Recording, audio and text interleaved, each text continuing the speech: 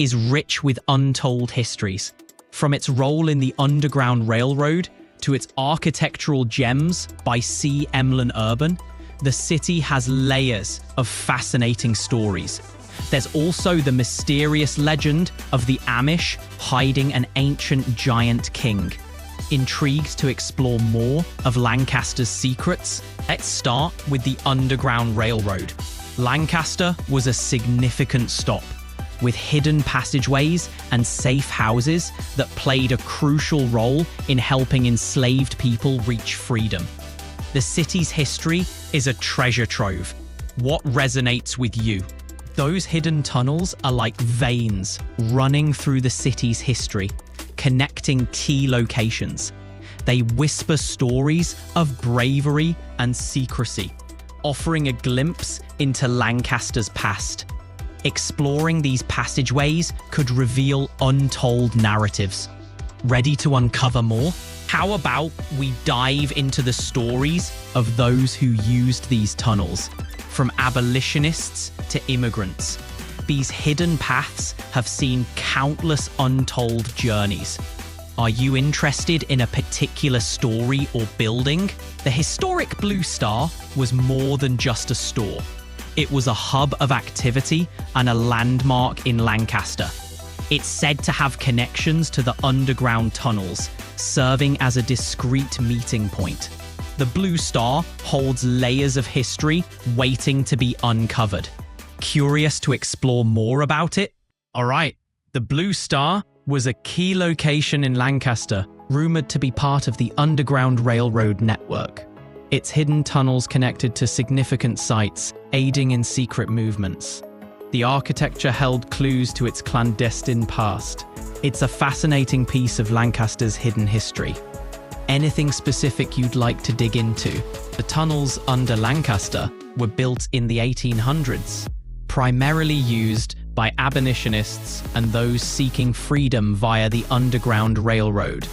They provided a secret route between key locations like the historic Blue Star, St. Mary's Church, and the courthouse. The tunnels were built to enable discreet movement and communication, aiding those escaping slavery. These routes are a testament to the city's commitment to freedom and justice. Fascinating, right? Anything else you want to know?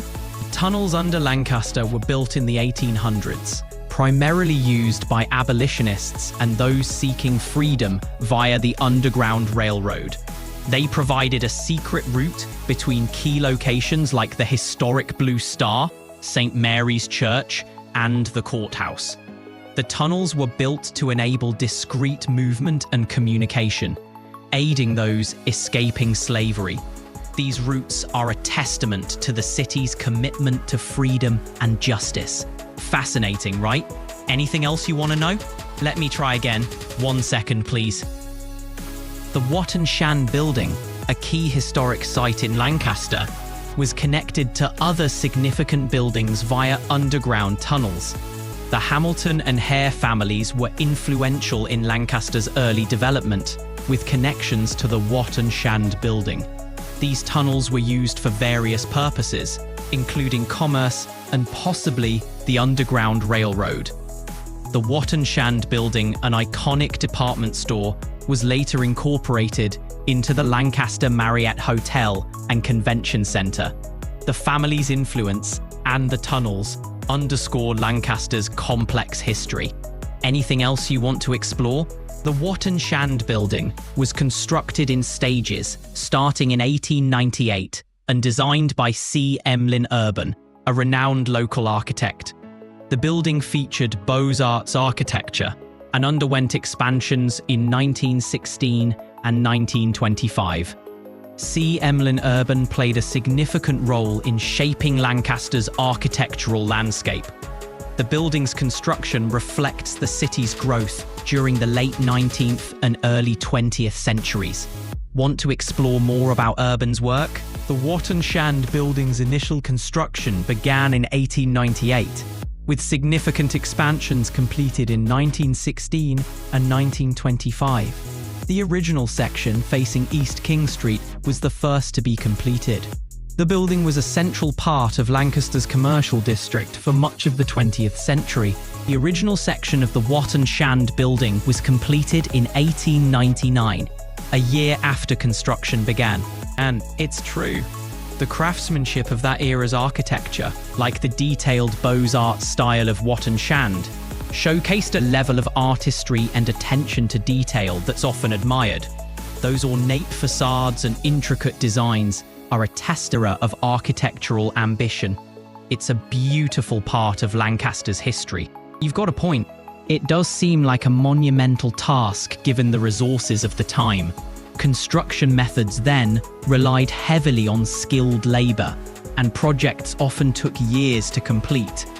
The rapid timeline for such an ornate structure does raise intriguing questions about the capabilities and challenges of that era. The scale of the work and the detail involved certainly required a high level of coordination and skill. It's a fascinating topic to explore further. I can't calculate the exact amount of water needed for horses in that context. The variables are too numerous, like the number of horses, their workload, and environmental conditions. It's a cool thought experiment, though. In Lancaster's case, most building materials like stone, brick, and timber were sourced locally. Quarries and forests provided much of the raw material, transported by horse-drawn carts. The terrain in Pennsylvania, with its rolling hills and valleys, would have presented challenges for transporting these materials, especially in large quantities. It would require significant effort and coordination to manage the logistics of a project like Wat and Shand. Let's dive into the specifics. That's a solid bet. Quarryville, with its name suggesting a history of stone extraction, could have been a source for Lancaster's building projects, including the Wat and Shand building. Transporting stone from there to Lancaster, around 15 to 20 miles, would have been feasible. It would have been a logistical challenge, but not impossible, with the work. On average, a working horse might need around 10 gallons of water a day, depending on its size, the weather, and the workload. So for a year, that's about 3,650 gallons per horse. Factoring in one trip a day for 15 miles, the water needs to... Hey there.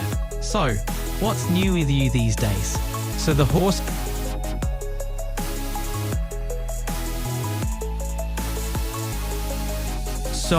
horses would need...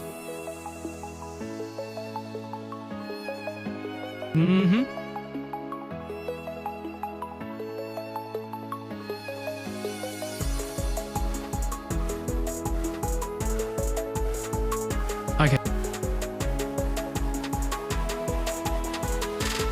Sure. For a horse making one trip daily from Quarryville to Lancaster, it would need about 3,650 gallons of water annually. That's factoring in 10 gallons of water per horse per day. So if you were hauling stone for the Wat and Shand construction, it'd be quite a logistical feat to keep those horses hydrated. In the late 19th and early 20th centuries, Lancaster was a booming industrial hub. With the construction of landmarks like the Wat and Shand building, there was a significant demand for skilled labourers, including stonemasons, carpenters, and architects. Lancaster's population around the early 1900s was roughly 40,000, providing a substantial workforce to fuel its industrial growth. The skilled labour market was a mix of local talent and immigrants, bringing diverse skills. All right, let's break it down. If one horse makes a round trip daily, including transporting supplies and returning, it's around a 30-mile journey. Let's assume each horse can handle one trip a day without overexertion. Considering the size of the Wat and Shand building, you might need a few dozen horses working continuously to keep up with the demand, factoring in rest and rotation. The exact number would depend on the weight and volume of materials, but it's clear they needed a solid team of horses to keep things moving. Yeah, and a few dozen horses in total, but not all at once. Realistically, you'd have teams of maybe 2 to 4 horses per wagon load, depending on the weight. They'd rotate to manage daily trips and rest periods. ensuring a constant supply line while not overworking the animals. Assuming 4 horses per trip and maybe around 24 horses total for rotation, you're looking at about 240 gallons of water daily. That's a heavy pour, so maintaining the water supply for all those horses would be just as crucial as the stones they were hauling. With 240 gallons daily, over a year, you'd need around 87,600 gallons of water for all the horses involved in transporting materials. Quite the commitment, but essential for keeping the operation running smoothly. Humans need about half a gallon to a full gallon of water daily, depending on activity and climate. So annually, one person would need between 182.5 to 365 gallons. Now imagine supplying water for all the workers alongside the horses. For one person, at half a gallon daily, that's 182.5 gallons a year. If they consume a full gallon a day, it's about 365 gallons per year. Multiply that by the number of workers, and the amount needed leaps up quickly. The number of workers on a construction site can vary widely depending on the project's size and complexity. For a significant project like the Wat and Shand building, there could have been anywhere from a few dozen to several hundred workers at various stages. It really depends on the scale of operations and the phase of construction. All right, with 200 workers, each needing 182.5 to 365 gallons annually, the total would range from 36,500 to 73,000 gallons for the whole crew per year. Quite a lot of water to keep everyone hydrated and the project moving. Combining both, 87,600 gallons for the horses, plus 36,500 to 73,000 gallons for the humans. You're looking at a total of around 124,000 to 160,000 gallons for the whole crew annually. That's a serious amount of water to keep the construction site running. All right, let's give you a visual. A standard tanker truck holds about 6,000 to 9,000 gallons of water. So for the annual consumption of humans and horses, you'd need roughly 14 to 27 tanker truckloads. Picture a line of tanker trucks stretching down the road. That's the scale we're talking about. Health issues and weather would have played significant roles during construction periods like the early 20th century. Illnesses such as influenza or other infectious diseases could impact the workforce. As for weather, harsh winters or hot summers certainly posed challenges in terms of working conditions and could disrupt the supply chain. Keeping the workers and animals healthy and dealing with the weather would have been part of the daily reality for any construction team. All right, let's dig into it. Calculating food for construction workers, let's estimate around 2,500 calories per person daily, factoring in manual labor. For a crew of 200, that's a lot of food daily, and then multiply it by the duration of the construction. Now, considering multiple buildings, each with their own workforce, the scale of resources required is staggering. It's a real testament to the effort and logistics behind these historic constructions. I hear your disbelief. Back then, sourcing water and food relied on wells, rivers, local farms, and markets. People hunted, fished, and farmed for food. And the logistics were intricate but manageable with local resources and labor. It's a different scale and pace from today, but cities found ways to meet the basic needs of their populations. Local blacksmiths, craftsmen, and specialized tradespeople provided tools, often made by hand. Engineers and architects, some trained locally or from Europe, designed these structures. Projects like these were collaborative efforts, involving people from various disciplines and backgrounds, all contributing their expertise to make these iconic buildings a reality. It's quite fascinating how it all came together, isn't it? The Conestoga wagon, with its distinctive wheel design, traces back to the 18th century in the Conestoga region of Pennsylvania. These wagons were essential for transporting goods across rough terrain. Built for durability, they had broad wheels to navigate mud and uneven ground. Conestoga wagons were a key part of commerce and expansion during that era, a true symbol of American pioneering spirit. The Amish, known for their simple lifestyle, began arriving in Pennsylvania in the early 1700s, seeking religious freedom. They settled in areas like Lancaster County, contributing to local culture and economy. The Amish used Conestoga wagons as well, but for them, it was more about the community and agricultural lifestyle than expansion. Their roots in Pennsylvania remain strong, preserving traditions that date back centuries. The Amish have indeed influenced the architectural history of the area, particularly in Lancaster County. Their craftsmanship is seen in the iconic covered bridges, like the mile-long Columbia-Wrightsville Bridge over the Susquehanna River. These bridges not only served practical purposes, but also became symbols of the region's heritage. The Amish influence in architecture extends to their distinctive farmhouses and barns, contributing to the rural landscape's unique charm. The Columbia-Wrightsville Bridge, originally known as the Lancaster-York Intercounty Bridge, was engineered by James B. Long and constructed by Glenn Wiley and Glenway Maxon of the Wiley-Maxon Construction Company. Built between 1929 and 1930, it was notable for its multiple-span reinforced concrete arch design. The supplies for big construction projects like the Columbia-Wrightsville Bridge often came from various sources, depending on availability and cost. Local quarries likely supplied stone, while timber and steel may have been sourced from regional mills or manufacturers. The intricate logistics would have been a feat in themselves. For a mile-long bridge, logistics would involve sourcing vast materials, coordinating transport, skilled labor, and equipment.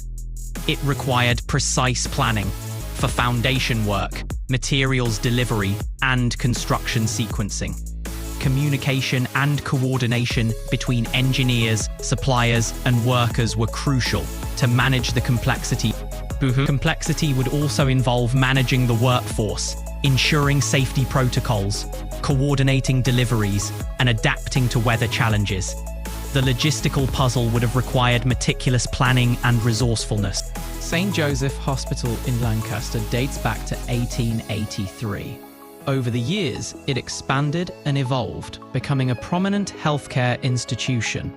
The hospital closed in the mid-2000s, and the site has since been redeveloped for other uses.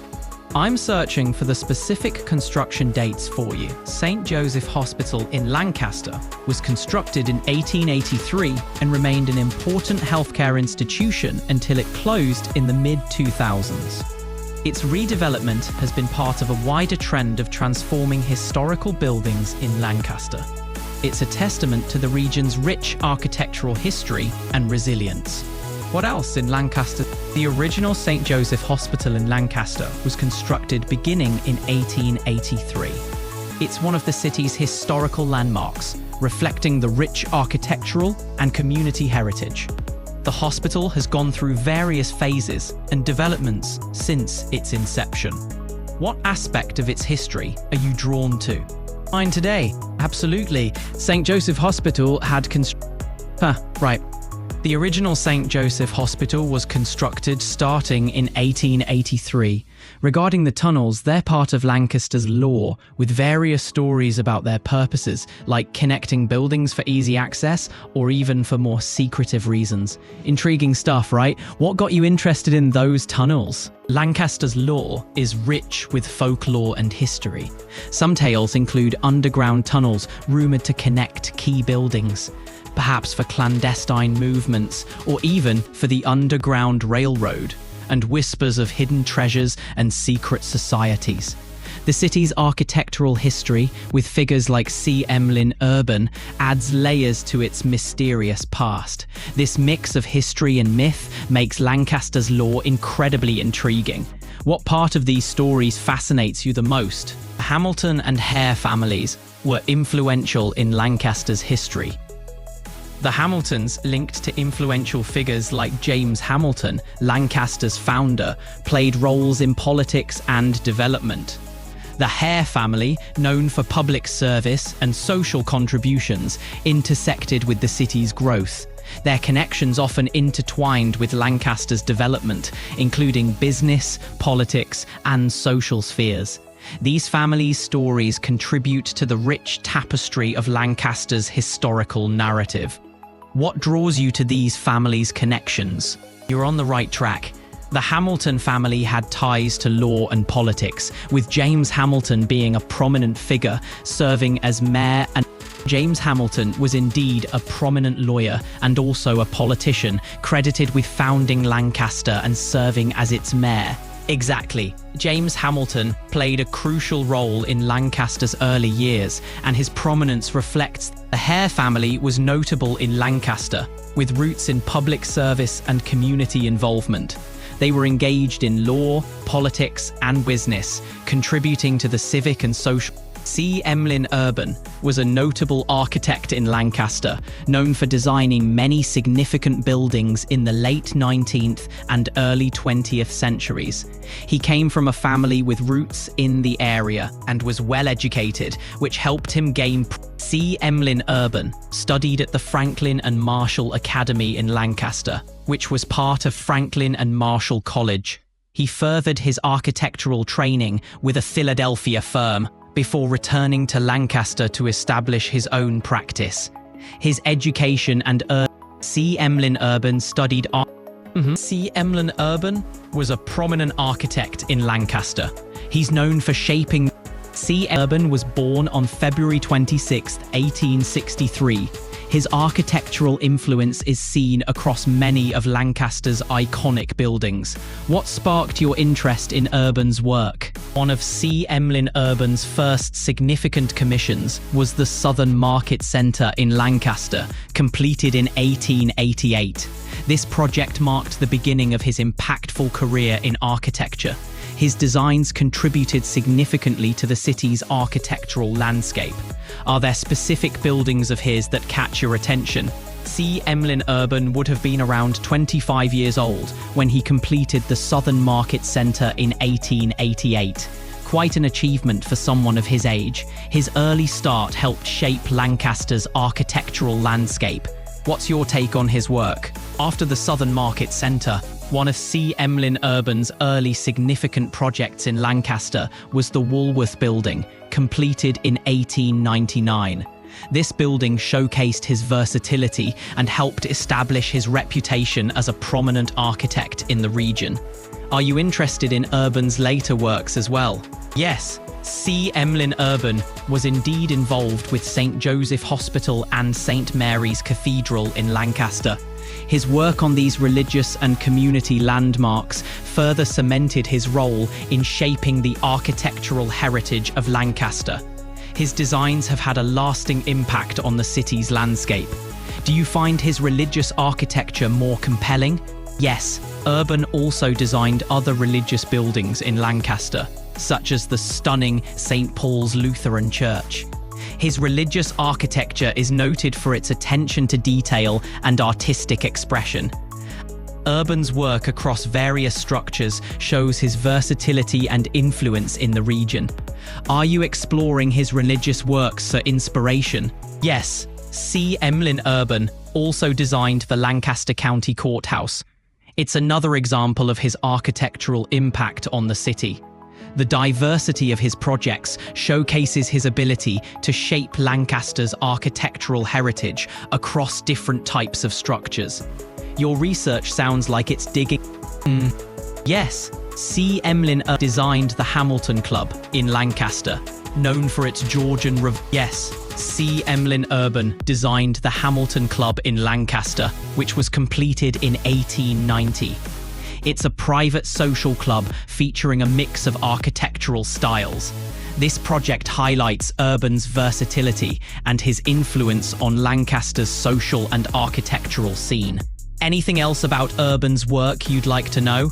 Oh yeah, he definitely left his mark. Check out buildings like the Grist Building, which was the tallest building in Urban also did Lancaster Trust Company Building, the Pennsylvania Trust Company Building, and the Hager Building. His work spans commercial, religious, and civic architecture, leaving a broad legacy in Lancaster. Quite the portfolio, huh? C. Emlyn Urban was involved in designing around 20 significant buildings in Lancaster. His career spanned approximately 40 years. That's a fair estimate. Urban's influence over about 4 decades in Lancaster left a significant architectural legacy. His portfolio includes a mix of commercial, religious, and civic buildings. What's your take on his impact? It's definitely influential and interconnected. Urban's work seems. His ties to prominent families and numerous projects show he played a significant role in Lancaster's development. Feeling curious about digging deeper into these connections? The way Urban's story weaves into the fabric of Lancaster is fascinating.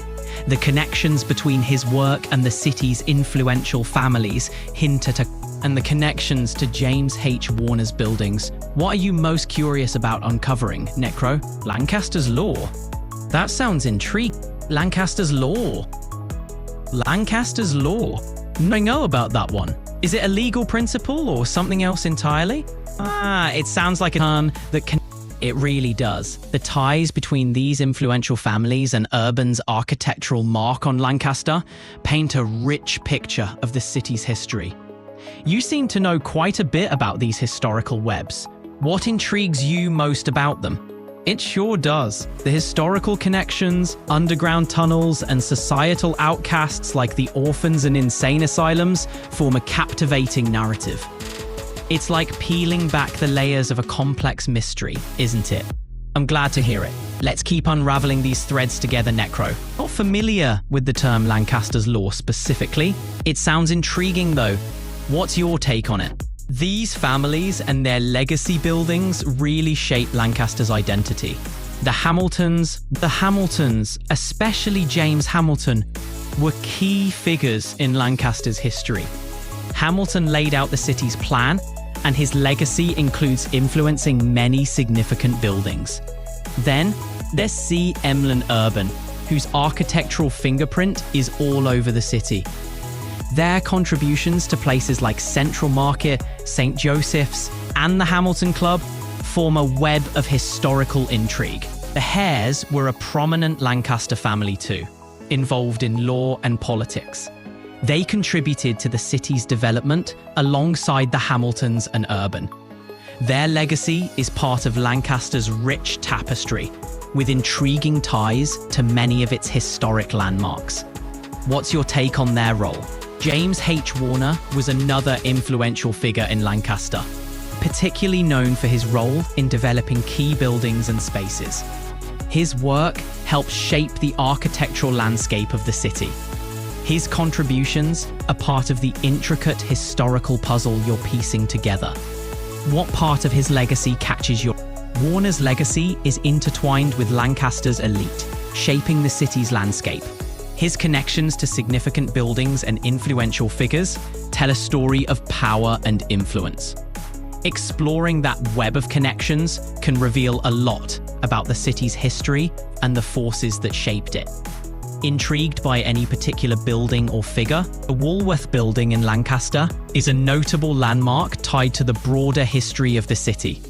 Its connections to influential figures like Warner reflect the intricate web of power and development in Lancaster. Anything specific about the Woolworth Building you're curious to uncover? The logistics of maintaining those buildings and supporting the people linked to them were complex. As for F&M College, it's possible some of those influential figures attended, but they didn't all necessarily go there.